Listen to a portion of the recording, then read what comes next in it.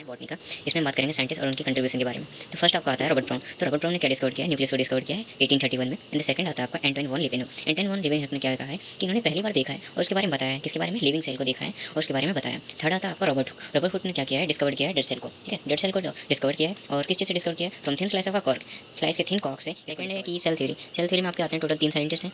ठीक है, 3 साइंटिस्ट हैं। इसमें पहला है आपका मैथ्यूस स्केल्टन, जो कि है 1838 में। इन्होंने क्या किया, एग्जामिन किया प्लांट को, ठीक है, और बताया कि plants are made up of cells and cell products. क्या है कि प्लांट से बने हुए हैं, सेल से बने हैं और सेल प्रोडक्ट्स से बने हैं। सेल प्रोडक्ट्स में इंक्लूड होता है आपका प्रोटीन, लिपिड और कार्बोहाइड्रेट्स। ठीक है, और एक चीज़ और, ये जो मैथ्यूस स्केल्टन है एक जर्मन बॉटनिस्ट है। मैथ्यूस स्केल्टन क्या है, एक जर्मन बॉटनिस्ट है। इन्होंने बताया प्लांट्स के बारे में। प्लांट्स क्या है, सेल्स से बने हुए हैं और सेल प्रोडक्ट्स से बने हुए हैं। सेल प्रोडक्ट्स में आपका आता है प्रोटीन, लिपिड और कार्बोहाइड्रेट, 3 चीज़ें आती हैं। अब थर्ड साइंटिस्ट आपके हैं कौन, फिफ्थ साइंटिस्ट हैं थियोडर सचवन। 1839 में ये आते हैं, एक जर्मन जूलॉजिस्ट है। आपके एनसीईआरटी में क्या लिखा हुआ, ब्रिटिश जूलॉजिस्ट, जिसको हटा दिया गया है, उसमें करेक्शन किया गया है, करेक्शन करके जर्मन जूलॉजिस्ट हुआ है। ठीक है, बट अभी अपडेटेड में आपको शो हो जाएगा, बट ओल्ड एनसीईआरटी में ये नहीं मिलेगा।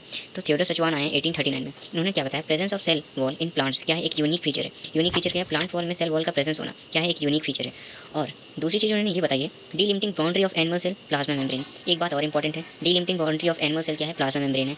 ठीक है, अब आता है इसका सिक्स्थ साइंटिस्ट रुडोल्फ विर्चो, 1855 में आए। ठीक है, और सेल लीनियस थ्योरी भी इसको कहा जाता है। इनकी थ्योरी को रुडोल्फ विर्चो ने क्या दिया है कि सेल्स डिवाइड होते हैं और न्यू सेल्स क्या होते हैं, बनते हैं, और न्यू सेल्स फॉर्म होते हैं या फिर अराइज होते हैं। 7 साइंटिस्ट हैं, सेंजर एंड निकोलसन, जो कि किसमें आए, 1972 में आए हैं। और इन्होंने क्या कहा कि इंप्रूव मॉडल दिया, किसका, स्ट्रक्चर ऑफ सेल मेम्ब्रेन का। ठीक है, जिसको हम क्या कहते हैं, फ्लूइड मोज़ेक मॉडल दिया है, एक इंप्रूव मॉडल है स्ट्रक्चर ऑफ एट पे बात करें हम कैम्लियो कोल्जी का 1898 में। कैम्लियो कोल्जी, आपको कोल्जीज पता चल रहा है कि गोल्जी बॉडीज से इन्होंने क्या किया, गोल्जी बॉडीज को डिस्कवर किया है। ठीक है, पता है। और ये क्या है, गोल्जी बॉडीज क्या है, डेंसली स्टेन रेटिकुलर स्ट्रक्चर है। इसके पास न्यूक्लियस के पास पाया जाता है, डेंसली स्टेन रेटिकुलर स्ट्रक्चर जो कि न्यूक्लियस के पास होता है।